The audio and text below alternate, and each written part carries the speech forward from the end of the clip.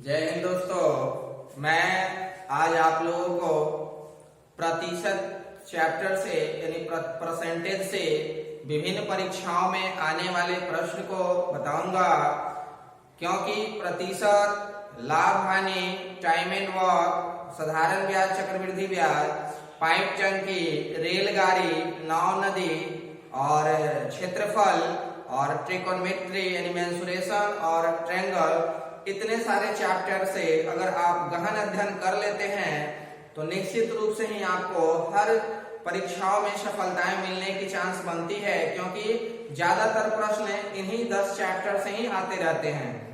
मैंने पिछले वीडियो में घातांक करनी बताया था। आशा करता हूं कि अगर आप लोग घातांक करनी को पूर्ण रूप में देखे होंगे तो घातांक करनी आपको समझ में आ गई होगी। प्रतिशत यानी कोई भी वस्तु अपने आप में 100% होती है। कोई भी वस्तु क्या होती है? अपने आप में 100% होती है। जैसे मान लीजिए कि अगर आपसे कोई कहे कि 24% बताइए, तो 24% अगर किसी रेट या वस्तु की कहा जाए तो 24% आप बता सकते हैं, लेकिन ऐसे 24% कहा जाए तो ये अपने आप में 100% होता है।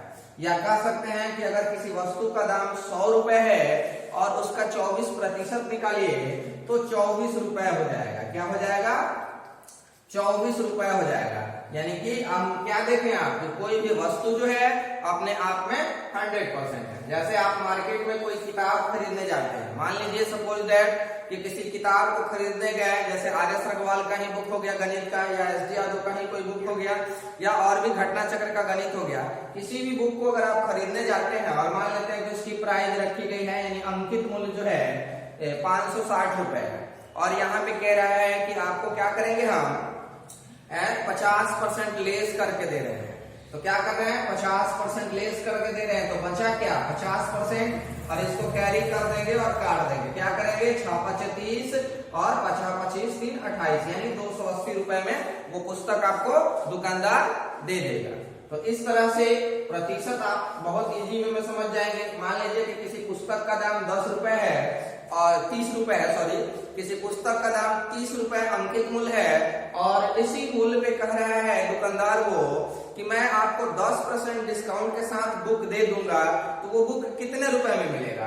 तो 10% डिस्काउंट यानी कि 90 में से 10 गया तो 100 में से 10 गया, 90 हो गया, और ये 90% डिस्काउंट बोला है आपको, यानी कि वह बुक 27 रुपए में दे देगा आपको। ये तो एक लॉजिक हुआ कि वो दे देगा।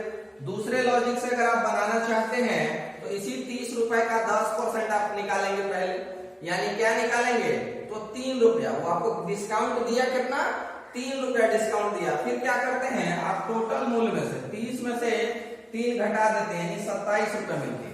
तो आप इस लॉजिक को करेंगे तो ज्यादा टाइम लगेगा। इससे अच्छा है कि एक ही बार में जितना भी परसेंटेज आपसे कहे कि डिस्काउंट दे रहे हैं उसको लेस करके डायरेक्ट गुना कर दें और भाग कर देंगे, आपका प्रश्न क्लियर हो जाएगा, आपका बन जाएगा।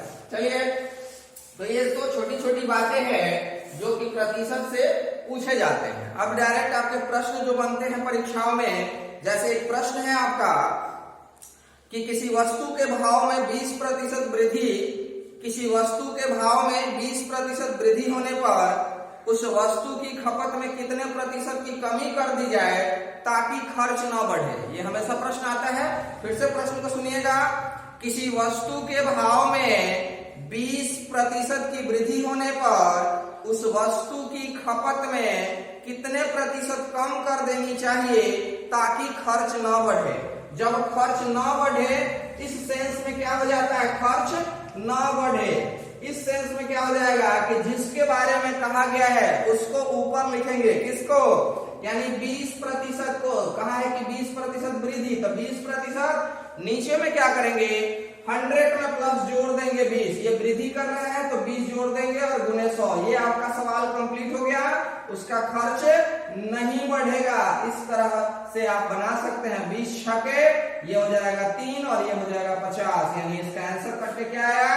50/3 यानी 16 यानी 3, 16.2/3% की कमी कर सकते हैं। फिर से प्रश्न को सुनेंगे। क्वेश्चन क्या था आपका कि किसी वस्तु के भाव में 20% वृद्धि होने पर उस वस्तु की खपत में कितना प्रतिशत कम करना चाहिए कि मेरा खर्च ना बढ़े, तो उस वस्तु की खपत में 16.2/3% खर्च कम कर देंगे, तो खपत कम कर देंगे तो खर्च नहीं बढ़ेगा। चलिए अगले प्रश्न की तरफ देखते हैं। अगला प्रश्न भी कुछ इसी तरह का रहेगा आपका। अगला प्रश्न है कि खाद्य तेल में 25% की वृद्धि होने पर, खाद्य तेल में 25% की वृद्धि होने पर एक गृहिणी जो है को अपने तेल की खपत में कितना प्रतिशत कम करना होगा ताकि खर्च इस मद में ना बढ़े। फिर से प्रश्न को सुनेंगे कि खाद्य तेल में 25% की वृद्धि होने पर एक गृहिणी अपने तेल की खपत कितना प्रतिशत कम कर दे ताकि उसका खर्च इस मद में न बढ़े।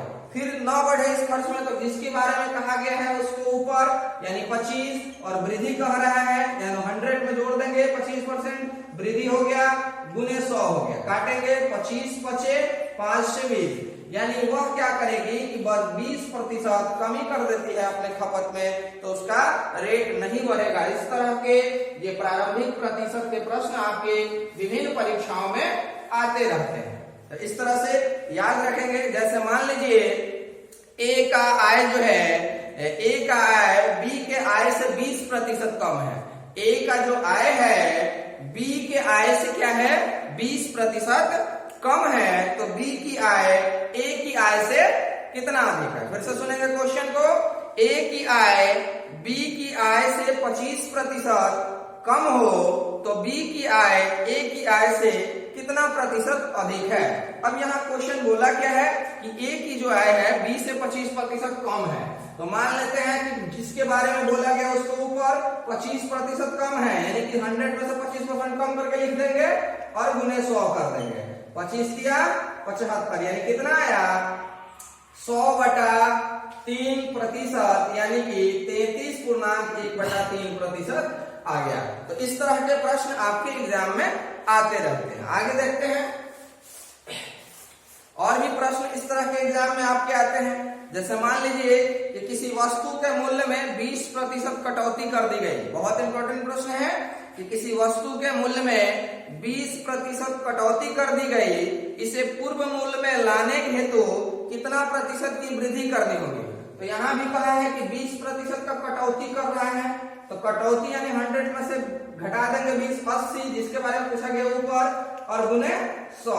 20 का 80, 4 से काट देंगे 25 का 100, यानी कि 25%। तो इस तरह से तमाम परीक्षाओं में आने वाले प्रश्न जो हैं आपके सामने हम रख रहे हैं। अगला प्रश्न देखते हैं। अब इस टाइप का तो प्रश्न आपको बन जाएगा, हमेशा बन जाएगा इस टाइप का प्रश्न, क्योंकि इस टाइप के प्रश्न आपके विभिन्न परीक्षाओं में आते रहते हैं। प्रतिशत का ये जो पहला स्टेप है कि किसी भी व्यक्ति के द्वारा वृद्धि कर दी जा रही है 10%, तो खपत में कितना कम करेगा तो हो जाएगा। वेरी सिंपल टॉपिक है ये। अगर आपको वृद्धि का है, मान लीजिए कि किसी वस्तु में 25% की वृद्धि कह रहा है और फिर कह रहा है कि कितना कमी कर दे अपने आप को कि खर्च उसका नहीं बढ़े, तो हमने क्या सिखाया, जिसके बारे में पूछे उसको ऊपर 25% वृद्धि कहा है तो ऊपर रख दिए, 100 में 25 जोड़ दिया और गुने 100 कर दिए, 25 25 हो गया और यहाँ से ये कट गया 20, यानी 20% कम कर देता है तो उसकी खपत में कोई भी वृद्धि नहीं होगी। इस तरह के प्रश्न आपके आते रहते हैं। जैसे मान लीजिए ए की आय बी की आय से 20% अधिक है, तो बी की आय ए से कितना अधिक है, तो 20% अधिक है तो लिख दिए 20, नीचे में 20% अधिक है तो 20% अधिक लिख दिए और इसे काट दिए 20 छक्का, फिर यहाँ से 3 और यहाँ से 50, 16.2/3। तो इस तरह से तमाम प्रश्न आते हैं। जैसे गृहिणी का ही क्वेश्चन आता है कि एक गृहिणी है और वो अपने उपयोग में उसका क्या होता है कि 25% का खपत बढ़ जाता है, तो वो अपनी खपत को कितना कम कर दे ताकि उसका खर्च ना